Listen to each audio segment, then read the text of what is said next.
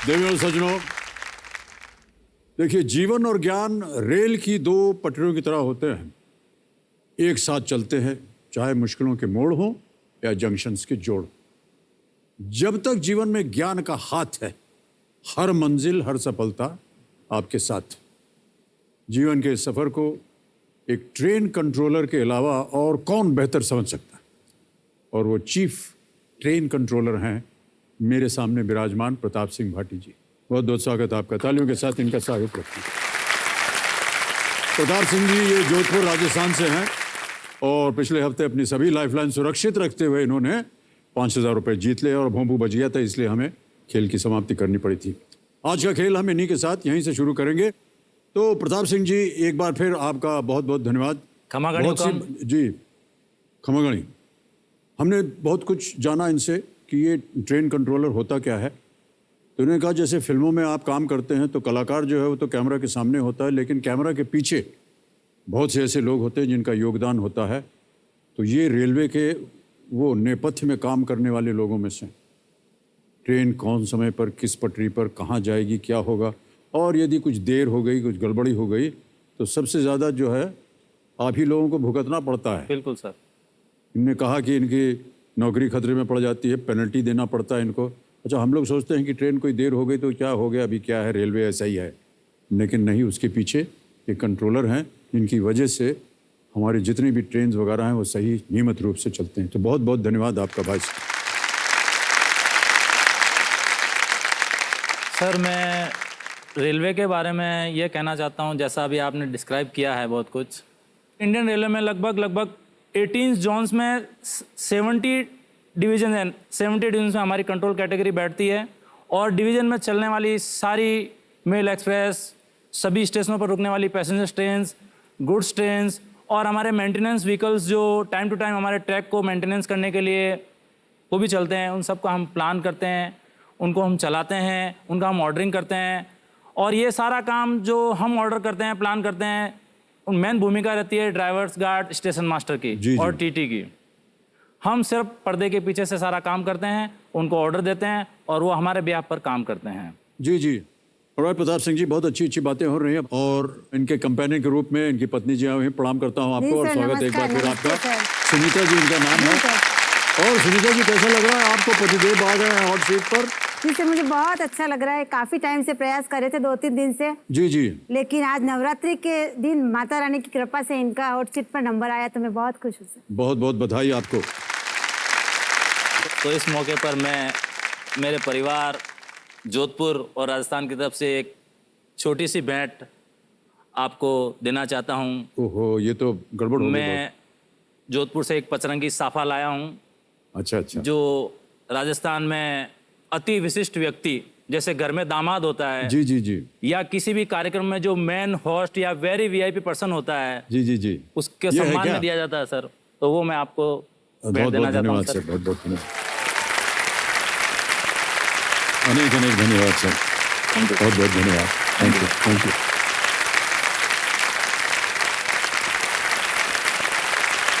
और अच्छा, आप और पत्नी जी मिले कैसे?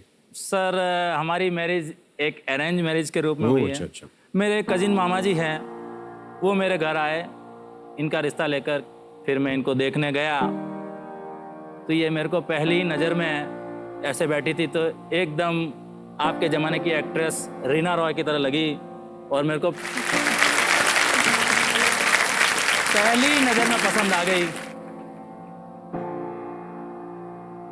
अरे कोई तस्वीर है क्या हमारे पास? ये देखिए,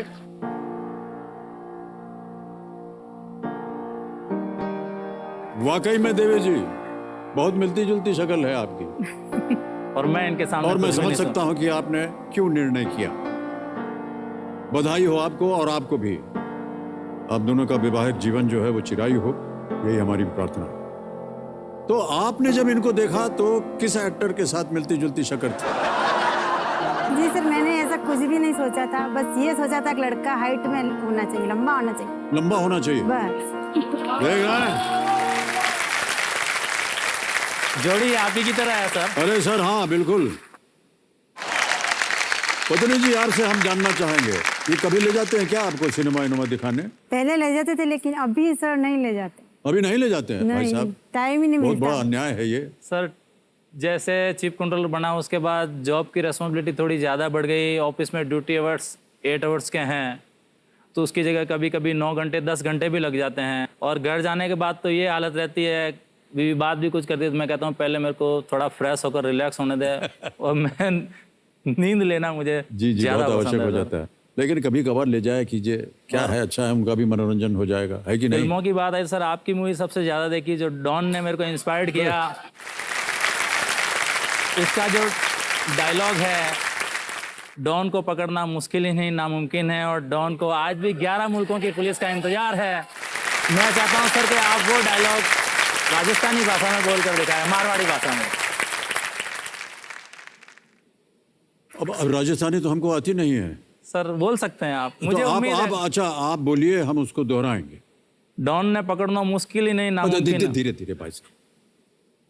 डॉन ने पकड़ना मुश्किल ही नहीं डॉन न पकड़ना मुश्किल ही नहीं नामुमकिन है, नामुमकिन और है। डॉन ने आज भी 11 देश सारी पुलिस इंतजार कर रही है। तो इसमें फर्क क्या है? वही है, डॉन ने पकड़ना मुश्किल ही नहीं डॉन ने पकड़ना मुश्किल ही नहीं नामुमकिन है। नामुमकिन है। बस शाबाश।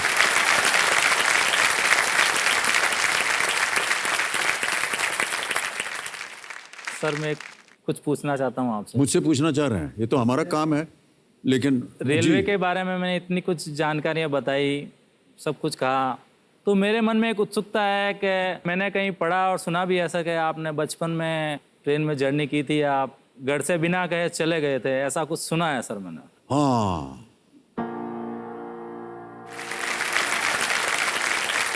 सर, वो ऐसा है कि हमारी माताजी सिख परिवार से थी, तो उन्होंने जब ब्याह किया बाबूजी के साथ तो बहुत विरोध था, क्योंकि इंटरकास्ट हो गया। वो सिख बाबूजी उत्तर प्रदेश,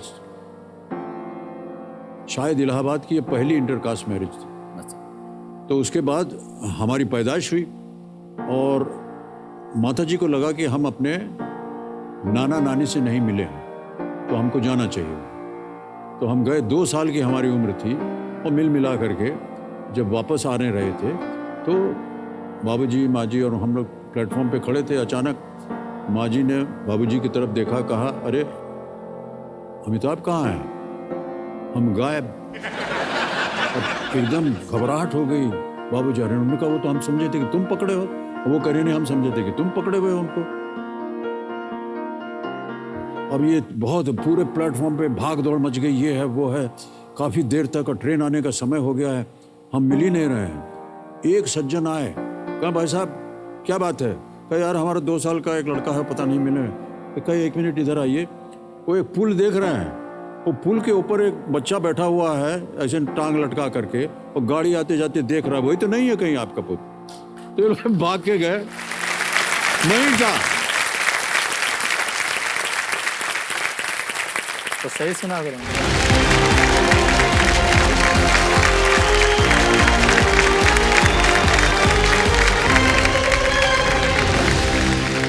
मेरे सामने हॉट सीट पर आ गए हैं पुणे महाराष्ट्र से एक बिजनेसमैन जिनका नाम है हुसैन वोरा।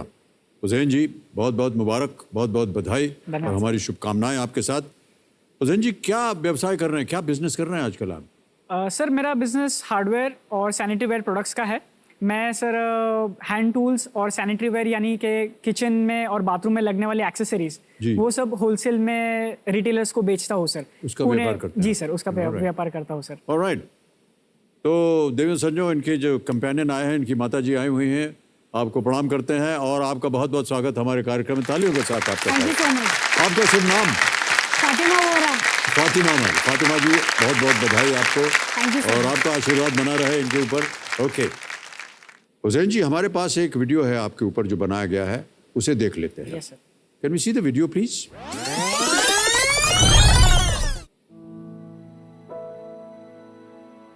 हुसैन मतलब सर दर्द है, उसको पूछना मतलब खत्म। इतना डीप जाता है कि भाई बस, क्योंकि उसको नॉलेज वैसा है। उसको हम लोग सब दोस्त लोग गूगल ही बुलाते हैं। क्योंकि उसको न्यूज़पेपर पढ़ने की आदत बहुत है। मैंने देखा है जिसने भी उनकी एडवाइस ली वो हमेशा आगे बढ़े। अकाउंट्स में कैसा क्या करना है तो हुसैन को मालूम है, बिजनेस के लिए कैसा करना है तो हुसैन को मालूम है। दुबई में जो अपनी सर्विस की उसने, तो वहाँ उनके बॉस के साथ इतना कंसर्न वगैरह कि उसने जो भी न्यू प्रोडक्शन के लेवल बताए तो उनको पसंद आ गए। लेकिन ये भाई हमारे 2 साल के अंदर वापस पूना भेजा हो गए। उधर मैं 2 साल था और फिर मुझे रियलाइजेशन हुआ दैट मुझे बिजनेस के लिए जाना चाहिए, बिकॉज हमारी कम्युनिटी बिजनेस ओरिएंटेड काफ़ी है। मेरा हार्डवेयर का होलसेल बिजनेस है, छोटा सा। पुणे के इन एंड अराउंड मैं हार्डवेयर के प्रोडक्ट्स और इंडस्ट्रियल प्रोडक्ट्स सप्लाई करता हूँ रिटेलर्स को। ये प्योर ब्रास है, इसका जो आप ग्रिप देखोगे इसमें कभी भी जंग नहीं लगेगा। मैं यूजुअली एक चीज़ देखता हूँ कि जो प्रोडक्ट मैं सेल कर रहा हूँ जब भी वो यूज़ करते हैं उसमें कौन सी चीज़ में उनको प्रॉब्लम होता है। बताइए जो से हम नट बोल्ट लागेलू है तो झटको भी लागसे ना भाई तो निकल से नहीं। मुझे टेक्निकल नॉलेज है प्रोडक्ट के बारे में कि उसको कैसे यूज़ करते हैं और उसमें उसके मटेरियल में क्वालिटी वगैरह कैसा है, सो मैं वो चीज़ को भी हाईलाइट करता हूँ। ये वर्जिन ग्रैन्यूल से बना हुआ है सर, वर्जिन पीपी दाने से, 100% वर्जिन है सर, इसलिए इसमें आपको लीकेज कभी नहीं आएगा। कौन बनेगा करोड़पति में आने का एक रीज़न ये है कि मुझे मेरे फ्रेंड्स एंड फैमिली बोलते हैं कि आपका जनरल नॉलेज अच्छा है, तुझे सब चीज़ के बारे में पता है, तो मुझे वो चीज़ टेस्ट करनी है, मुझे देखना है कि मैं कितना सक्षम हूँ।